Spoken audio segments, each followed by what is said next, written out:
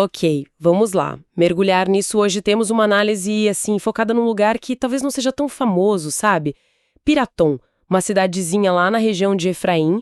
A gente está se baseando num artigo bem legal do Diego Pereira do Nascimento, Piratom, a pequena cidade de Efraim de juízes e guerreiros. Então a ideia aqui é explorar o que esse material conta sobre essa cidade, quem morou lá, como era o lugar. Vamos tentar entender por que Piratão, mesmo pequena, tem sua importância histórica. E o interessante, né, é justamente isso. Olhar para esses cantos menos explorados. Muitas vezes são esses locais, tipo, fora do eixo principal, que dão umas pistas surpreendentes sobre o dia a dia, a sociedade da época. O artigo sobre Piratom permite justamente isso, dar uma espiada num pedacinho específico do mundo bíblico. Perfeito. Então, começando pelo básico, Piratom, ou Piatom, fica no território da tribo de Efraim.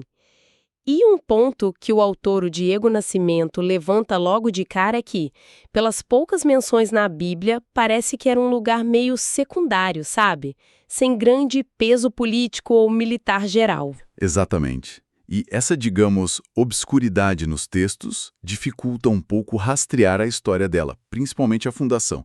É um desafio. O artigo trabalha com duas hipóteses principais.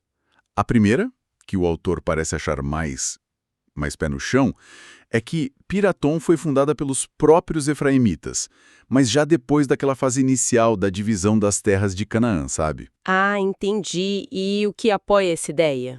Bom, um argumento é que Piratom não aparece na lista de cidades lá do livro de Josué, que é bem detalhada. Então talvez ela tenha surgido ou ganhado alguma relevância só depois daquele período de assentamento inicial. Faz sentido, né? E a outra possibilidade, qual seria? A outra linha levantada no material é que Piratom pudesse ser tipo um enclave cananeu, talvez amalequita, que só foi tomado pelos israelitas mais tarde. Quem sabe já na época dos juízes. Seria, nesse cenário, uma daquelas áreas que resistiram à conquista inicial. Mas o artigo não parece concordar muito com essa segunda hipótese, certo? Ele levanta umas questões. Sim, sim. E são pontos bem interessantes sobre como a gente analisa esses textos antigos. O autor pergunta, se Piratão era uma cidade não conquistada, por que não está naquelas listas que falam justamente dos lugares que Israel não dominou? Além disso, pensando estrategicamente, parece meio esquisito os israelitas se firmarem ali na montanha de Efraim e deixarem uma cidade inimiga para trás. Ainda mais se fosse pequena, talvez nem tão forte assim. Pois é. Então, essa falta de menção e a própria lógica militar tornam essa ideia menos provável, pelo menos na análise que o artigo faz. Entendi. Fica aquela névoa sobre as origens, mas a tendência é achar que foi uma fundação efraimita mesmo, só que mais tarde. Agora, aqui a coisa fica realmente interessante. Porque mesmo sendo talvez uma cidade pequena, meio fora do radar, Piratão foi o lar de gente que, deixou marca na história bíblica. O artigo destaca duas figuras. A primeira é Abidom, filho de Hilel. Ele aparece no livro de Juízes como o 11º juiz de Israel. E o texto diz claramente, viveu e foi enterrado em Piratom. Agora, ele é chamado de juiz menor, que é basicamente um jeito de dizer que a Bíblia não conta grandes feitos de guerra dele, diferente, de um Gideão, Sansão. Mas tem um detalhezinho sobre ele que diz muito. Juízes 12:14. É curto, mas olha só. Teve 40 filhos e 30 netos, que montavam 70 jumentos. Uau! Pensa nisso. 40 filhos, 30 netos. Gente pra caramba. E ainda por cima, ele tinha como bancar transporte para todo mundo.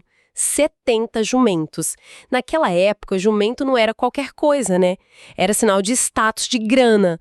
O artigo interpreta isso e parece bem lógico como prova de que Abidom era um cara rico e influente lá em Efraim. Exato.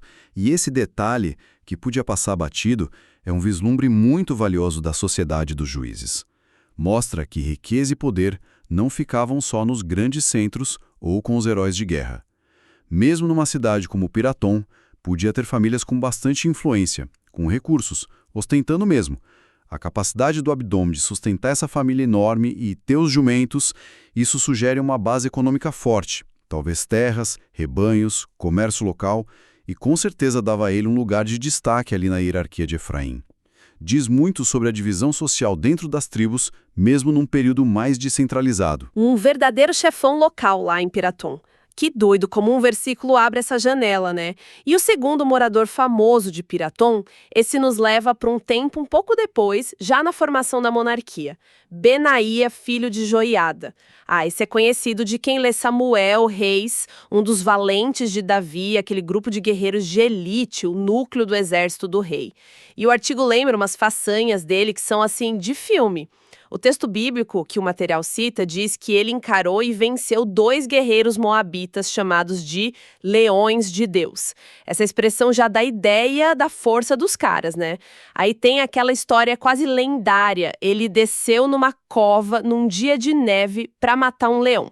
Imagina só a cena, a coragem, o perigo. Neve já devia ser raro, dificultando tudo, e o cara ainda vai atrás de um leão numa cova. Isso é muita bravura, muita força. E essas histórias de luta homem contra a fera ou contra a natureza são muito fortes em várias culturas para mostrar o tamanho do herói, do guerreiro. Matar um leão, ainda mais num sufoco desses, demonstrava domínio sobre o caos, sobre o selvagem. Qualidades essenciais para proteger um rei, um reino. Com certeza. E talvez a mais incrível, ele enfrentou um guerreiro egípcio gigante praticamente. E o detalhe, Benaía só tinha um cajado, o egípcio uma lança. E segundo o relato, Benaía não só se defendeu, como conseguiu arrancar a lança do cara e usar para matar ele. É muita habilidade, astúcia, coragem, inacreditável. Pois é. Essas histórias que ficaram registradas lá nas crônicas reais, né, em 2 Samuel 23 e em 1 Crônicas 11, elas não eram só historinha de aventura, eram o currículo do Benaia, a prova do valor dele. Como o artigo aponta bem, foram esses feitos que levaram ele para uma posição de muita confiança, o comando da guarda pessoal do rei Davi, os queretitas e peletitas. E é interessante notar, essa guarda era formada, em boa parte, por mercenários estrangeiros.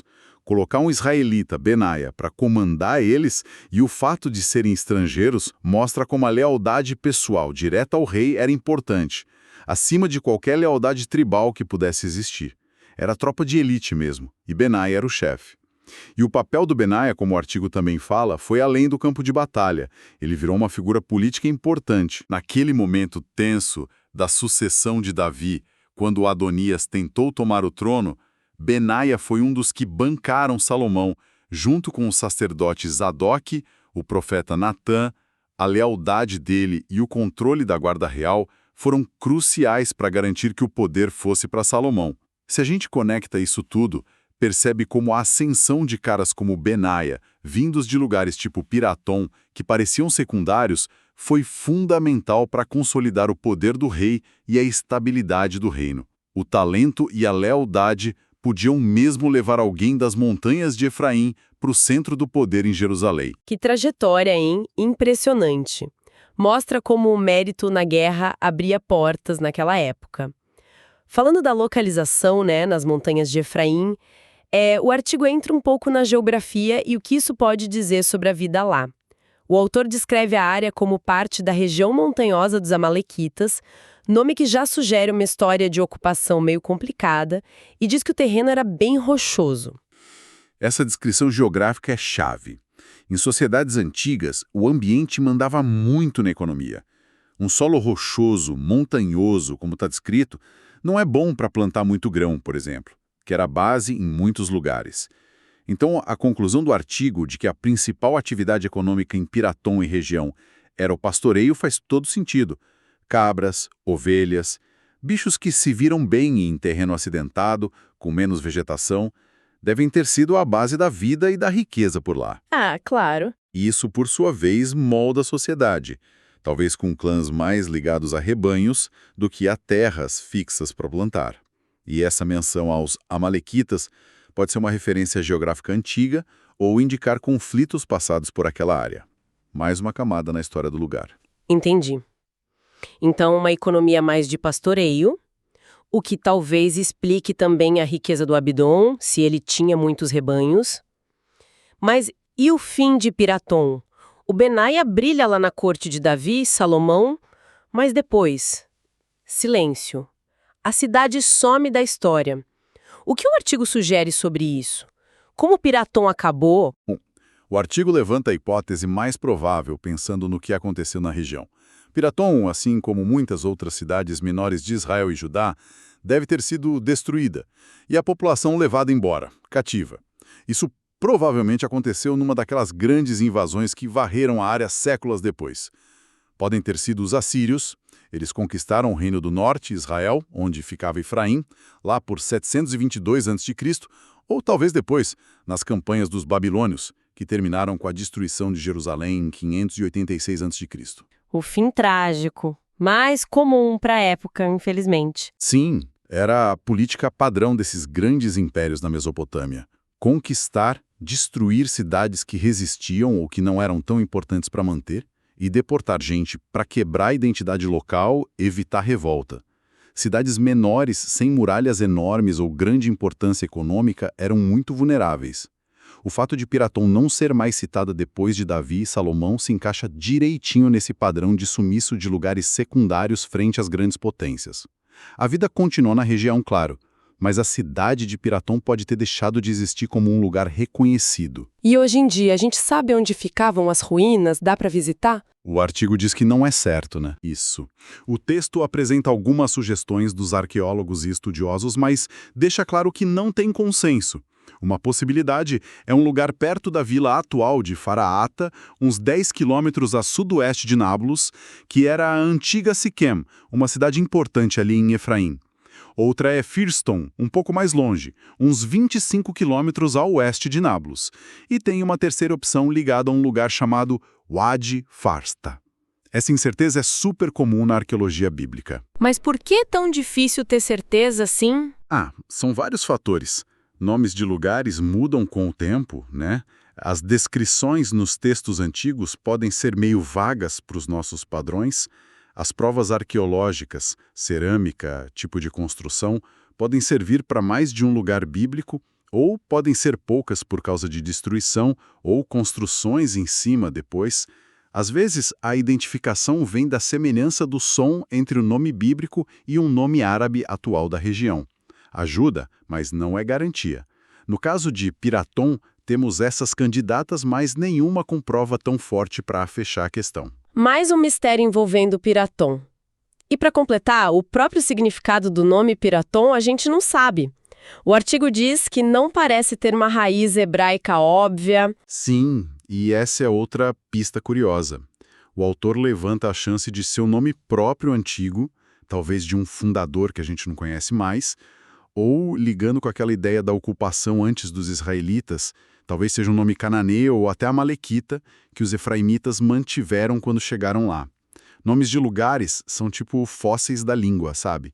Às vezes guardam ecos de línguas e povos que já sumiram, mas deixaram essa marquinha no mapa. O nome Piratom ser meio opaco abre espaço para pensar sobre quão antiga era a história daquele ponto específico. Então, o que a gente tira disso tudo? Recapitulando rapidinho o que vimos com base no artigo do Diego Nascimento.